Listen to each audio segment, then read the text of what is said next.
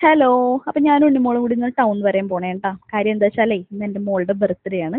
ലക്ഷ്മി ജ്വല്ലറിയിലേക്കാണ് കേട്ടോ നമ്മൾ പോണേ. ഒരുപാട് സ്വർണ്ണമൊന്നും എടുക്കാൻ വേണ്ടിയിട്ട് പോണതല്ല. ആൾ കുറേ നാളായിട്ട് എൻ്റെ അടുത്ത് ഒരു ആഗ്രഹം പറയുന്നുണ്ട്, ഒന്ന് മൂക്കുത്തി കൊടുക്കണം എന്നുള്ളത്. ഞാൻ സാധിച്ചു കൊടുക്കാതിരിക്കണായിരുന്നേ. കള്ളി ഇന്നത്തെ ദിവസം തന്നെ എന്നെ മുതലെടുത്ത് അത് സമ്മതിപ്പിച്ചിട്ടാ.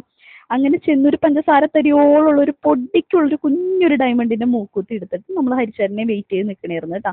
നമ്മുടെ വീട്ടിലെ എല്ലാ കുഞ്ഞുങ്ങളുടെ കാതൂത്തലും കാര്യങ്ങളും ഒക്കെ ഹരിച്ചേട്ടൻ തന്നെയായത് കാരണം ചേട്ടൻ ഈ ജ്വല്ലറിയിലാണ് വർക്ക് ചെയ്യണത് കാരണം നമ്മൾ ഇവിടെ തന്നെ വന്നിട്ട് കാര്യങ്ങളൊക്കെ ചെയ്ത് മൂക്കുത്തിയൊക്കെ വാങ്ങി ചേട്ടൻ മൂക്കിൽ മാർക്കൊക്കെ ചെയ്ത് തലയൊക്കെ ഞാൻ മുറുക്കെ പിടിച്ചു കൊടുത്തുകൊണ്ടിരിക്കണായിരുന്നേ. ഞാൻ ആദ്യമായിട്ടാണ് ഉണ്ണിമോക്ക് ഇങ്ങനെ പക്ഷെ കാതൂത്താണ് ഉണ്ണിമോക്ക് ഇതിന് മുന്നേ ഉണ്ടായിരുന്ന ചടങ്ങ് കേട്ടോ. 28ൻ്റെ അന്ന് കൊച്ചിന് കുത്തിയായിരുന്നേ. പക്ഷെ ഞാൻ ആ പരിസരത്ത് നിന്നിട്ടില്ല. ഞാൻ ഓടി ഒളിക്കുകയും ചെയ്തു കാരണം എനിക്ക് കരച്ചിലേക്കാൻ വയ്യാത്ത കാരണം. ആൾക്ക് സന്തോഷമുള്ള കാര്യമായിരുന്നു. വേദനയൊക്കെ സഹിച്ച് നിന്ന് ഞാൻ വിചാരിച്ചില്ല ഇങ്ങനെ സഹിച്ച് നിൽക്കുമെന്ന്. പക്ഷെ സഹിച്ചൊക്കെ നിന്ന്.